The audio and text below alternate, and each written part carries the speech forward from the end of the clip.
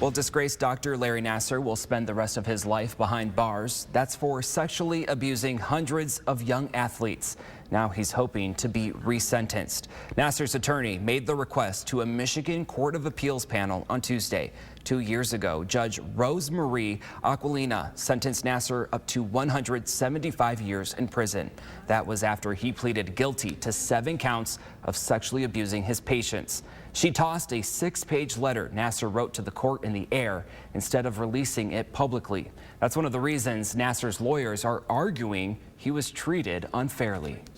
From the beginning, the judge was, in a sense, holding a political, social rally, and that she wanted to be the star of that rally. Assistant Solicitor General Chris Allen says those actions aren't enough to go back and undo the sentencing. It's unclear when the panel of judges will make its decision. And we're learning more about the case of a late U of M doctor accused of sexual misconduct. The law firm representing more than 40 alleged victims of Dr. Robert Anderson will host a press conference tonight. The office of Wahlberg, Woodruff, Nimmo and Sloan will give an update on its meetings with U of M's vice president and general counsel. The firm says its newest clients include 2 former U of M football players and a former NHL hockey player. Tonight's press conference will be held at the Sheraton Detroit Novi Hotel.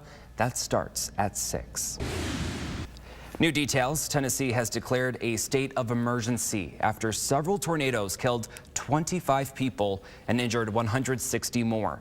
Homes and businesses were blown to pieces with some winds topping 160 miles an hour. Neighborhoods in and around Nashville were shredded, including a school that was destroyed. When the sun came up and you could look behind and just see all that's there, what do? Well, you say, okay, this is a challenge, right? This is adversity. You got to be resilient. About 21 Super Tuesday polling stations were damaged, forcing some voters to head to other sites and workers to extend voting hours around the state. And an official from the National Weather Service's Storm Prediction Center is calling Tuesday the deadliest tornado day in 7 years. Daryl Forges is in Nashville with a closer look at the cleanup process. A state of emergency has been declared in Tennessee following deadly storms Tuesday morning. Rescuers are going door to door searching for survivors, and they plan to continue Wednesday until they clear all of the structures in the hardest hit neighborhoods. East Nashville residents only had about 6 minutes to prepare for the storm to hit. Residents to the west had even less time. It felt like a big rush of air pulling us up, and everything just started going away. Rain started pelting us, kids screaming. While tens of thousands of people are still without power, communities are coming together to start cleaning up and moving forward. He just immediately got in this car and came up here and brought the wood and said, let's build a fence.